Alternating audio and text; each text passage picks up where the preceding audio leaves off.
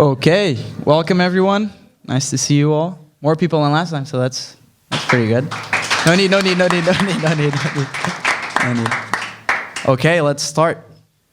Some stories make you stop and think. Some stories inspire, and some do both.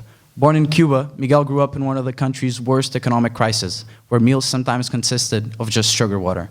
At 10 years old, he immigrated to the US without speaking a word of English.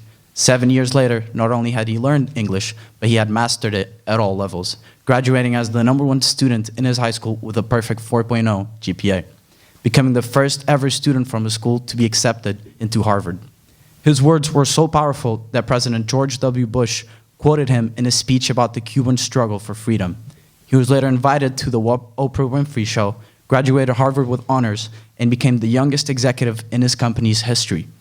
Then, Miguel followed his gut instinct and walked away from corporate success to pursue his passion of becoming a teacher. That passion brought him to his dream city, where he now teaches at the American School of Barcelona. His journey is nothing short of extraordinary. Today, we'll learn how the inspiring Miguel Arguelles made his own momentum happen.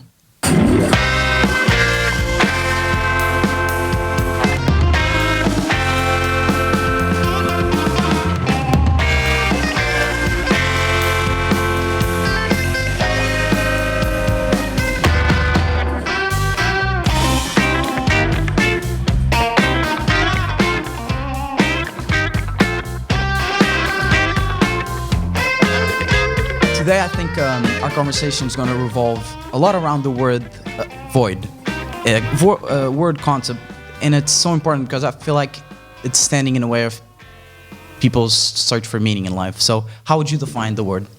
I think you named it. I think it's all about meaning. To me, the void is the absence of meaning.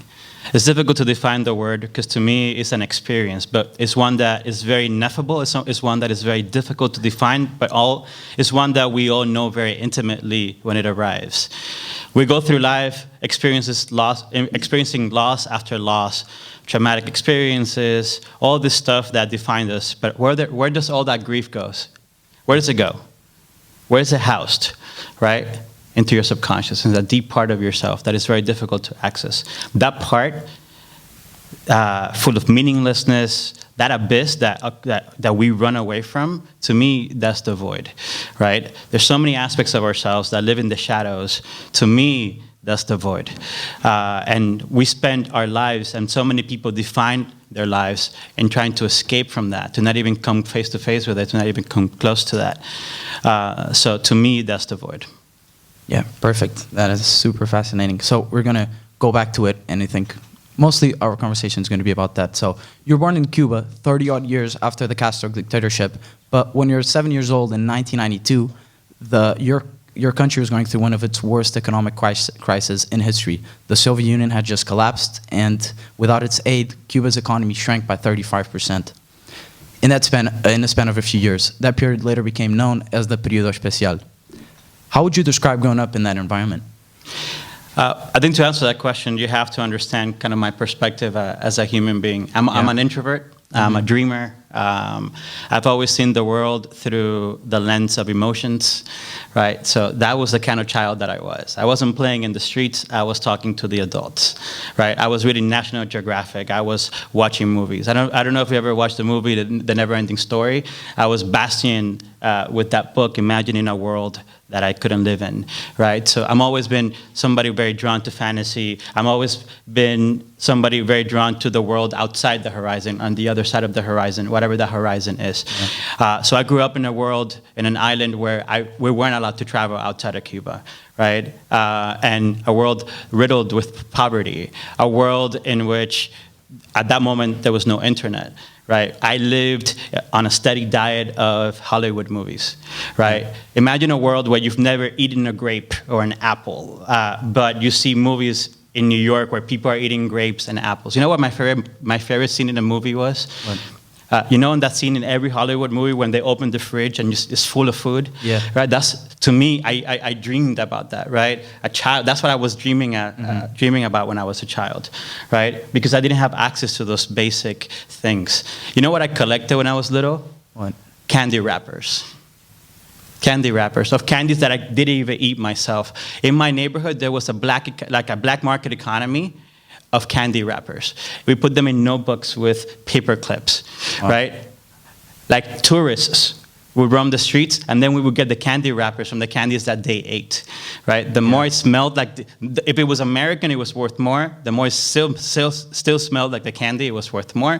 But these are candies that I didn't really have access to, but we kept the wrappers, you know? I remember this one time I had a chewing gum. You know how long it lasted? A month. Wow. I would chew it a little bit, I would put it back in the refrigerator, and I would chew it again. Jesus. Right? Yeah. That was what life was like. Imagine seeing New York on the other side of the TV and not being able to touch it, right? Imagine seeing an apple on the other side of the TV, not being able to touch it. For a child that's so full of fantasy, that becomes completely unattainable, and it makes you believe that it's completely out of your reach. Yeah, I can't even imagine. Speaking of dreams, you once said, when you have almost nothing and nothing worth aiming for, you begin to believe you're nothing, so you turn to the void. So you turn to dreaming to fill the void. What were your dreams like, and how did you manage to keep them alive through so much adversity and your environment around you maybe telling you otherwise? When I was very young, when I was a child, let me tell you a story. I spoke to a woman, she was a doctor. Yeah. She was a neurosurgeon. You know what she did on the side? She was a prostitute to make ends meet. Jesus, yeah. Okay, that was the kind of experiences that I was exposed to as a child. That's the kind of reality that I was exposed to as a child. My inner child that dreamed so big. You know what my dream became? I wanted to go to Harvard. I don't know how that was even possible. Yeah. To me, Harvard was like Hogwarts. It was this mythological place that I wanted to reach. Yeah. I also wanted to work for the circus, and I also wanted to be an astronaut. I wanted to do all those things, but I knew I couldn't do any of that in Cuba, right? Yeah. I also want to go to Disney World. Disney World, Harvard, circus, astronaut. Those were my dreams. After a while, you start thinking, these things can't happen here. I can't leave Cuba. And then, like I told you, I was a very introspective child, and the more I compared myself to the reality of what I saw the adults were like, the more I realized that I'm trapped here. That was me at 7, 8 years old. So after a while, you stop dreaming.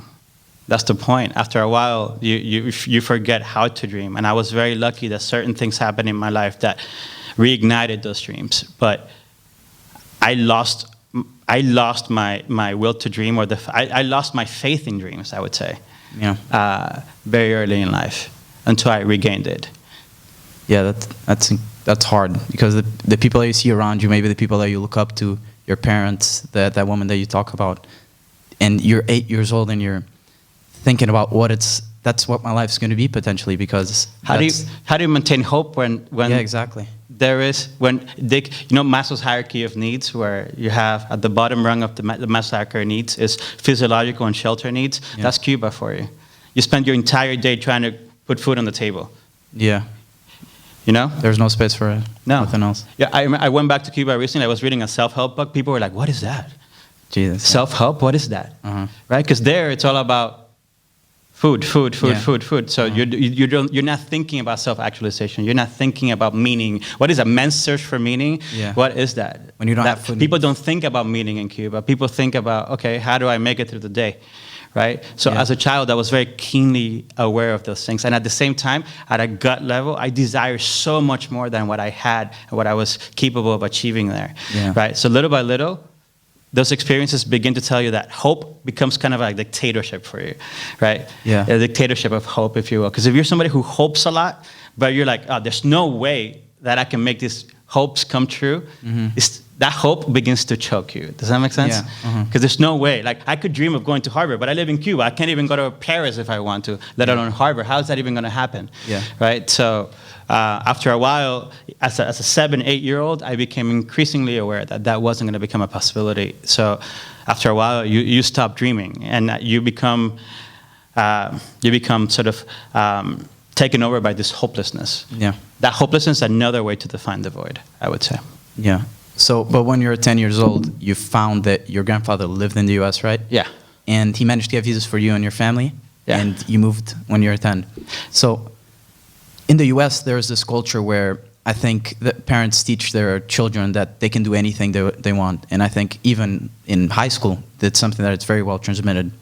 So how did you shift, and how was your emotions when maybe now you start to believe that, okay, maybe these things are possible because the people that I see around me are actually doing different things that I saw in the past? Well, two experiences shaped me immensely. During this time where I was telling you the kind of like I became, at a very young age, very aware of this kind of like hopelessness, I watched the Barcelona Olympics. Yeah. And that became incredibly meaningful for me. It was a very magical experience. You got to understand, like, nothing like that happened in Cuba, right? Yeah. So I remember watching the Barcelona Olympics. So from a very early age, I became obsessed with Barcelona. All that production, the Freddie Mercury singing Barcelona, yeah, Montserrat Caballé and all that. It became incredibly meaningful for me. It was a spectacle of the kind that I could never see in Cuba, and I became enamored with that. So Barcelona became symbolically a very important horizon for me, right? But then my grandfather, I learned that I had a grandfather that lived in Cuba, in the U.S. I had no idea. I had no idea this guy existed. So long story short, we ended up moving to Miami, and all of a sudden, all this possibility that didn't exist before, all of a sudden materialized. Because now I live in the land of the American dream. Now, literally, the dreaming is in the ethos of the country. Yeah. So that now all these possibilities became very tangible. Yeah. So now my sole focus became just going to Harvard. Yeah. Right. That became my one very single focused aim at that point. Yeah, but when you got there, you spoke no English. Zero. And you had Zero dreams English. of going to Harvard. Zero English when I got there. That's a huge mountain to climb. And you said that in order to escape the void, you channeled all your energy into one goal. And 7 years later, after not speaking any English, you not only spoke English, but you mastered it at all levels completely. And you graduated with a 4.0 GPA. Yeah. That's a perfect GPA. Yeah. And you're the first student of the whole high school full of American children that got accepted into Harvard. When I got to Miami, I used to be a top student in Cuba, and when I got to Miami, I'm like, I didn't speak the language. My division was this way, not that way, right? Like just everything was just not foreign. Like I was. So I was always a kid who my self-esteem largely relied on my intelligence and my ability to and education, how well I excelled in school. So imagine getting to a place where you don't speak the language, and all of a sudden you feel like the dumb kid in class just because you don't know the language, right? Yeah. I would walk around with a dictionary. Right, that's how obsessed I was with learning the language, and so learning English became my own sort of mountain. And also because I've always gravitated towards stories and towards language, but I became single-minded on getting into Harvard. That became my single focus, and I was relentless about it. Yeah, because for me it was Hogwarts, right? To me it was what's that? The Wonderland. It was a wonderland. It was. I didn't even know what it meant, right? But it was a symbol that to me meant hope, dreams, success, all these things that I hadn't really defined or questioned, but I was aiming at it because I wanted to feel those things once I got to Harvard. To me, I went in poor and I got out rich. It was like a conveyor belt, right? You magically went in poor and you got out happy, rich, full of amazingness, and then the void, what void? It will no longer exist anymore because you went to Harvard. It's magical. I just needed to get there first. The pursuit of happiness. Yeah, it's over there. But it's over there. It's over there. So I did what I did. I went over there. And I was relentless about it. Because it was over there. Once I got there, it's going to be okay. Of course. Yeah. It's magical. It's what the dreams are. It's Harvard. It's the mythical place. Yeah. What were the strategies that you used for getting so fluent so well? Because you majored in literature. So how did you get so good at language that you didn't speak? Not only good, but better than everyone else. Reading. A lot of reading. And watching movies in closed captioning. Really? Yeah. I watch everything in English with closed captioning, and I read a ton. I'm a very avid reader. I read everything I can get my hands on. But I read nonstop in English. What kind of books? You name it. Fiction, mostly fiction at that time. Okay. Or actually almost 100% fiction at that time, I would say. But I read nonstop. And I read with a dictionary, so I learned so many words little by little just because I was very curious about everything. Yeah. So my curiosity, I would think, and my persistence and my resilience to just read. And when I didn't know something, I read, Agatha Christie, the mystery writer? I read every single one of her books. My mom would get upset because I would lock myself in the bathroom to read Agatha Christie books. I read every single one of those books. Right? My mom would get upset. She'd tell me to go to bed. I would wake up with a with a flashlight, and I would go into the closet and read, or I would lock myself in the bathroom and read. Wow. I read every single Agatha Christie book. That's how I learned English. Wow. That's super interesting. Nowadays, I think reading is so essential too, and I don't do it at all. Like I'm a very slow reader, so I've read probably 4 books, but that just gave me excited to read. So maybe after this, I'm gonna have to buy myself a book. So, so you're reading a lot and you're looking at the dictionary. When did you start to see that writing was actually the end goal for you? At least that's what you majored in, literature. I had incredible English teachers, and I didn't know that that was going to be my goal until I got to Harvard. I was going to do neurobiology. I was going to be a doctor, because what do you do when you're an immigrant kid that you go to Harvard? You become a doctor, right? That's what you do. That's what you do, and that's what I thought I was going to do, right? So, but I've always loved reading. I've always loved writing. So I didn't know that that was going to be the path until I got to Harvard.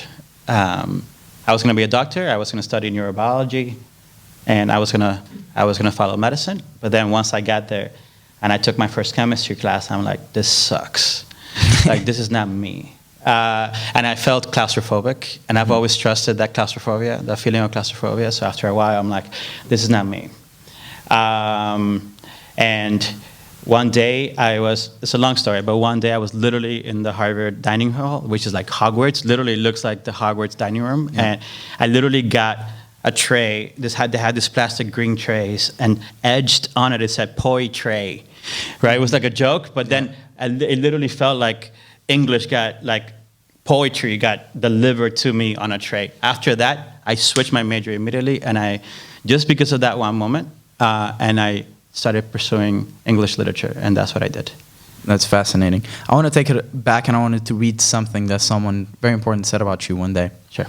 I want to read what Miguel wrote in his application letter, essay. And I want all Americans from all backgrounds to listen to what this young man said. He was born in a place where the sun shines brightest and drowns in tears, where Santa Claus has not the visa to enter and dreams cannot escape their prison of non-existence, where hopes are shattered and religion is an endangered species, where freedom is in shackles. I love how you put that. It's essential that, Miguel, that you not only succeed, but it's essential that we remember the shackles of freedom that Miguel wrote about, that there are people whose lives are being disrupted because Cuba is not free. That is absolutely insane. You're 17 at that time, 18? Yeah.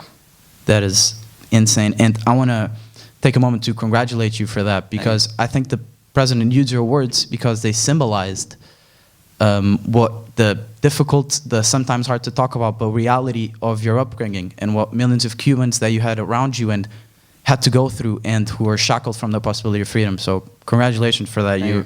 You talked about a symbol a little bit before, but you are a symbol yourself, your story and the way that you got to where you did. So I'm curious, how did the acknowledgement come about, and how did hearing that? Because you're in the crowd, he was looking at you, I think, right? Yeah. So actually, no, it was. So my senior year of high school, when I became the first student in my high school to get accepted to Harvard, my story was published in the Miami Herald, and they published my admissions essay to Harvard in the Miami Herald. Okay. That gave it a very personal touch. So the Miami community just became very much in love with the story. So I began to go on news sites and all that, and eventually Oprah Winfrey heard about it and invited me to her program. She had a show called Amazing Graduation Stories, and I was one of her guests. I had grown up watching Oprah Winfrey, so for me it was a very surreal experience for that to happen. From all that, the White House heard about it, and the president was going to give a speech in Miami, so he invited me.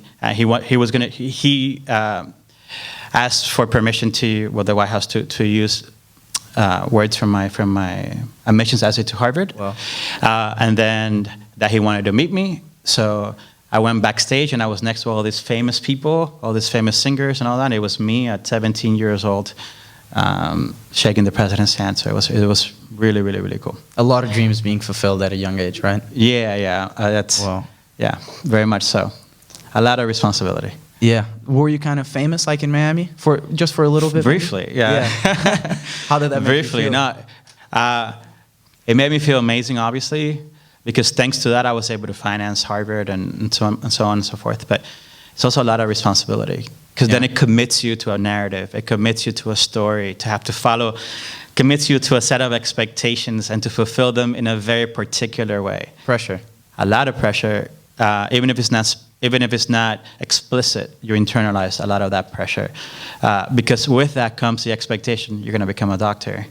You're going to do these other things, right? And deep down, I knew that wasn't my path. I didn't know it consciously, but I knew deep down that wasn't the path. So at some level, that's also a lot of pressure to fulfill that story. You said becoming a symbol. Becoming a symbol is also a lot of pressure. Yeah. Because now you're a symbol to a lot of other people of what they think you mean to them. Yeah. Does that make sense? So you have to learn, how do you divorce yourself from those expectations? Yeah. That was a very difficult lesson I had to learn. Yeah. You start, it's not like you're not studying to be the best student. You're studying now in Harvard for the symbol that you are and the people around you, and kind of to inspire them as well. So that's a lot. But at some point, you begin to internalize the fact that, oh, those are also my expectations, right? So they begin to blur. So after a while, you think that those are your dreams and that those are your goals. Other people's perception, what they tell you. Okay, right. Yeah. So it was largely like that. This young man's going to be a doctor one day. Yeah. And then there was so much I was running from internally, that void that I kept talking about. Like, I could feel it, right? Like, there's stuff in there, you know? For example, like, I'm gay, right? But during that time, I had never even came close to touching that. I grew up in a very, the kind of culture where that wasn't okay. Yeah. You understand? So I had to stay away from the void. That wasn't the void. All that was in there. Yeah. Very much trapped there. I got to Harvard, all of a sudden, I began to see the shadows of that. I'm like, no. Study to escape that. Yeah. Does that make sense? Okay, find something to do so it doesn't come crawling. So just do this. Be the best student in Harvard. Graduate with honors. Go that way so you don't have to look behind you, because the void is right here. Yeah. Right. All that stuff you're running from that you don't want to face. Right. All that stuff that you've shunned to the shadows that is back there, that we know is there. Right. Because when it has a little bit of a window, it comes out. Right. All that stuff's there, but no. I chose the biggest dream I could get. Yeah. Because when I'm aiming this way, I don't have to look behind me. God forbid I look behind me. Okay. Yeah. Right. And that's been sort of the story of my life, right? Like, until it wasn't. But, okay, take the biggest aim possible, take the biggest dream possible, romanticize it, fetishize it, go after it with everything that you can. Because when you do, it takes so much effort, it takes so much dreaming, it distracts you completely from looking behind you. Because behind you is all the stuff you don't want to face about yourself, all the stuff that you've been putting off, all that grief, all that loss, all that stuff, all that void, whatever that is there. Right? There's no time. What's that? There's not even no time to think about that kind of stuff. There's so many goals. That dream is too shiny over there, right? It's way too shiny, right? It distracts you from having to look behind you. Yeah. So Harvard became that. Yeah, after you graduated in Harvard with honors, you start having these possibilities. Maybe you can go into a big company. You can start your own company, or you can go into this big startup. And it was kind of maybe a freedom that you did not have when you grew up.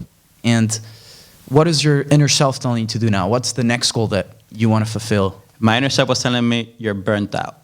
Yeah, it's too much already. It's too much. Like, I'm like, man, like, I just spent 4 years just working nonstop. And it felt empty, João. Yeah. It felt empty. I did it, and I'm like, okay, I got to Harvard. Whoa, I got to Hogwarts. But wait, it's not magical. It's not in the way that I imagined, right? Yeah. My void is still there. I don't want to look at it. It's too scary, but it's still there. I can still feel it. Yeah. So why am I doing all this? This like, I'm studying literature and all that, but like, where am I going? Like, I don't know exactly where I'm going to be aiming. I could go to New York like all my friends are doing. I was certainly going to do that, but then I realized I'm burnt out. So I went to Miami, where my family was, and to what was familiar to me, as a way to hopefully gather myself back and find and recalibrate. So I joined a national marketing firm in Miami. I studied literature, as you know, so I never studied business in my life, so I went into a marketing firm in Miami. And I said, I'm just going to take this position to just recalibrate and figure out what I'm going to do with my life. But sure enough, 9 months later, I became the youngest executive at the company, because I had this compulsive need to aim as high as possible and to be as ambitious as possible. That's in me, right? Yeah. I'm super passionate, I'm super ambitious. And it was such an easy story to fall back. What do you do when you feel the void? You aim high. So I did it again. So at the age of 22, I had never studied human resources in my life. And I went in, I knew nothing about human resources. By the end of 9 months, I was the head of human resources for a national marketing company in the US. We had about 300 employees. By the time I left, we grew it to about 800 employees. In Miami, we became the best company to work for in all the state of Florida during my tenure there. So I learned everything about human capital management in 4 years that you could learn. Why? Because that's what I did. Yeah. What you do, you try to become the best at what you do, and you work relentlessly, and you work hard, because the more you do, the less you have to face. Yeah. Right? So that became my story. My story has always been one of ambition, in pursuit of something bigger, right? Like that cauldron in the Olympic Games. Aim as high as possible, but I never questioned it. Because I didn't know how to question it. What happened when you did? What happened when I did? I don't know if I did that actively. After a while of being in the marketing firm for 4 years and reaching the top, I realized this is not my dream once again, right? I did what I always did. I'm pursuing a dream that isn't mine, and I became claustrophobic again. Yeah. And I wish I could say that I was being brave, and I was claustrophobic at that moment. And I knew something in me. My mom was a teacher. My teachers have always changed my life. And deep down, I've always had a passion for helping others grow and for being a catalyst for other people's change and transformation. So at that moment, I knew that I was going to become a teacher, a public school teacher at that moment. So I gave 9 months before I did that. I get noticed about 9 months before, and I became a teacher 9 months later, a public school teacher. And I left everything behind. Everybody was like, I lived in a high-rise in Miami, and I went to live in a tiny room in my friend's house. I gave everything up, and I became a teacher. It made no logical sense. Everybody was like, you went to Harvard, why are you becoming a teacher? Yeah. I don't know. Yeah. Because I want to. It's the part of the brain that can describe words. Just. Yeah. And when I did, but that was me stepping out of the same story that I always... Right? Yeah. Precisely because people were asking me, why are you becoming a teacher? You went to Harvard? That tells you how teaching, especially public school teaching, was viewed in Miami, in the US during that time, right? So, and to some level, I had also internalized that perception of teaching. So because of that, I'm no longer pursuing the biggest, most shiny dream. Yeah. Now what do you do? What do you do now? When you don't have that shiny dream anymore, what do you do? Now you have to confront yourself, and that's exactly what happened to me. I became a teacher, and the void just ate me alive at that moment, because I no longer had the dreams to distract me. Can you describe a little bit how that period was? How about what, sorry? The period of when you actually needed to face the void and I went into the all biggest. These emotions. I went into a big depression. I was a very high functioning depressed person. Okay. Right. I was a very, very good teacher. I was in all these leadership programs in Miami because part of me still wanted to hang on to that same. Okay. But I couldn't. But I went into a very deep depression, a lot of anxiety, a lot of depression, and it took a very, very, very long time to get out of that. What emotional work did you do to get out of that? I read. Really? I read, I think in the lowest point of my depression, you know what I did? Every single day I would go to a bookstore, the same bookstore, and I would read a book a day. I had no idea what book I was going to read that day. I would just walk around the bookstore and I would look around. Whichever book called my attention that day, I read it. And I read everything, philosophy, religion, psychology, business, you name it, anything. And I didn't question it. I just did it. If it called my attention, I trusted that there was a big part, a deep part of me that recognized it as something that I needed to read. And I read it. And I did that, and I did that, and I did that. I went to the psychologist, you name it, and little by little, I began to... You got there. Yeah. But really, the deep emotional work that I did, I faced the void. That's what I did. I stopped escaping from it, and I faced it. I faced it. I want to talk about your son, Richard, and I would love for you to tell me about your journey together, starting from the beginning when you first met. Yeah, so Richard was a student of mine. So his junior and senior year of high school, he was one of my top students. Once he graduated, he revealed to me that, and I was his mentor during high school. Once he graduated, he revealed to me that he had been homeless the whole time. And I had no idea about that. So once he told me that, a very deep part of me said, I'm going to be your dad. Would you like that? And he said yes. Wow. But that happened only after that 6-7 year period of not chasing a big dream, not chasing, and just facing the void over and over and over and over. I did the emotional work. Yeah. I learned how not to run away from myself. I had to confront myself and the parts of myself that were scary. And because of that, I grew up in a way that I hadn't grown up before, and I matured in a way that I hadn't grown up before. And that prepared me to become a dad. I never wanted to become a dad. That wasn't in the cards for me. I never desired that. And at that moment, I literally found myself on the other side of saying, okay, I'll be your dad. Would you like that? And he said yes. So I became his dad. And it's been now 7 years, and I legally adopted him as an adult. He was an adult. It was an adult adoption. Thank you.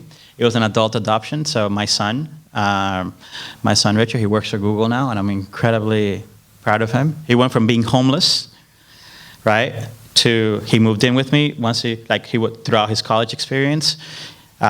He studied computer science, and now he's an associate product manager for Google in New York. He went from being homeless to making more money than I'm ever going to make. It's amazing. Yeah, so I'm super proud of that. But that happened because I faced the void. Yeah. All the stuff that I was running away from, I faced it. And that courage and that growth that happened as a result of that, it led me to being a dad, which was not in the cards for me. That wasn't the story that I had certainly imagined. It's a beautiful story. I want to be respectful of our time, and I would love to ask you 1,000 more questions, but I want to cap off with kind of a lesson that you can maybe teach us, since you are a teacher and you have this beautiful life story and so much experience at such an early age too. So most of us standing here today, especially us students, we're in the phase in our lives where we're figuring out our meaning in life, and some of us don't know it, most of us don't know it, and that's okay because we're still getting there. We're still, most of us probably escaping our own voids. But what are some maybe techniques, strategies that we can start doing, maybe some daily practices so we can get a little bit closer to finding meaning, and maybe this is the thing that I'm going to do with my life, and this truly makes me feel whole and gives me this energy to do something positive, you know? I'll tell you something, like, the only way through is through. You can't escape it.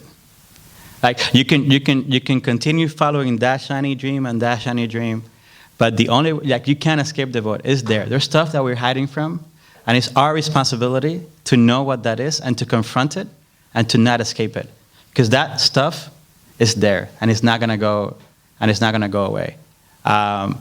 The decisions that I've made in my life are so much truer to me because I decided to turn around, and instead of going away from it, to face it, right?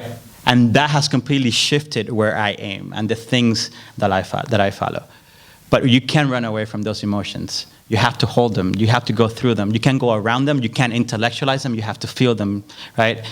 And I would urge everybody to confront that and to do that work, because the sooner you do, the more aligned you're going to be with the deep parts of yourself. And you're no longer going to be making decisions out of running away, but rather you're going to be intentional in doing things that are truly meaningful to you. I think we go through life aiming at things and at places without questioning whether those aims are truly ours. And then we get there and we find, oh my God, I still feel kind of empty. This doesn't feel exactly like what I imagined.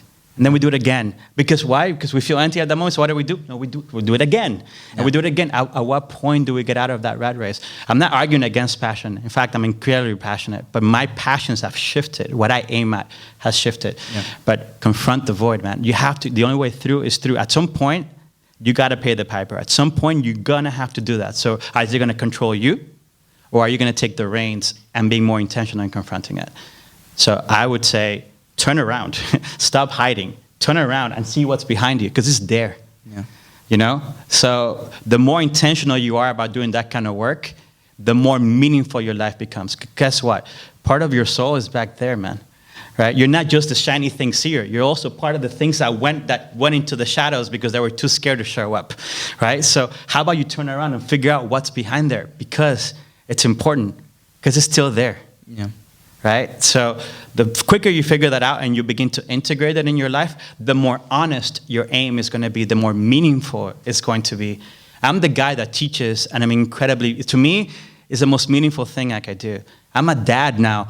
I cannot tell you that wasn't my story before, but I'm a dad. And when you ask me about me, you know the first thing I'm going to tell you? I'm a dad.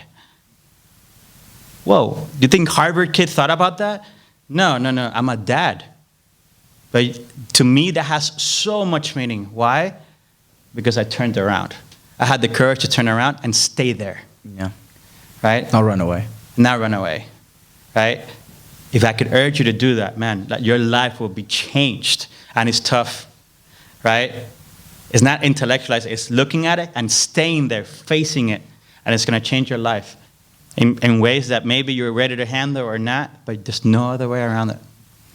So, you're an incredibly inspiring individual. Thank and you. I told you before, you need to write a book. Thanks.